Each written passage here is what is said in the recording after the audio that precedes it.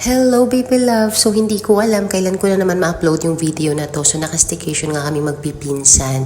So syempre hindi natin pwedeng kalimutan yung balik-alindog natin.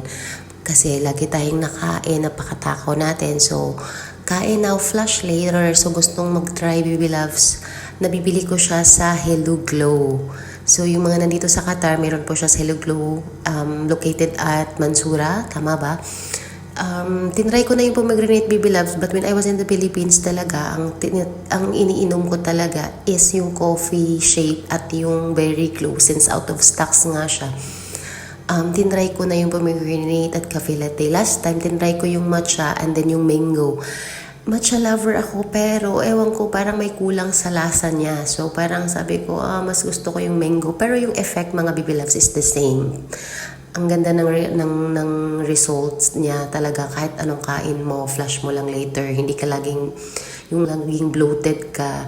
So pag iniinom mo to is talaga naman, flush mo talaga lahat as in.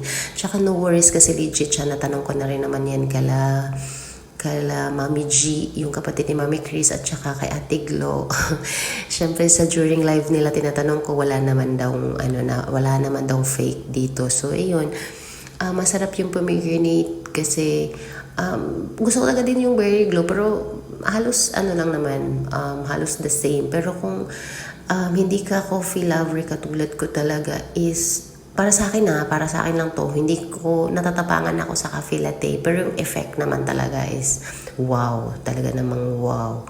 So gusto ko sana i-try yung choco nila kasi dati tinry ko yung choco with mint. Sabi ko try ko yung choco. Nakita ko si cafe latte. Sabi ko parang okay, why not try ko. So next time tatry ko na lang si choco kasi hindi ko nga masyado nagugustuhan yung si cafe latte yung lasa. Pero yung results napaka wow naman talaga. Flash kung flash mga mima. So ayun na nga, nandito kami ngayon sa Sapphire Hotel. Actually may breakfast naman sila.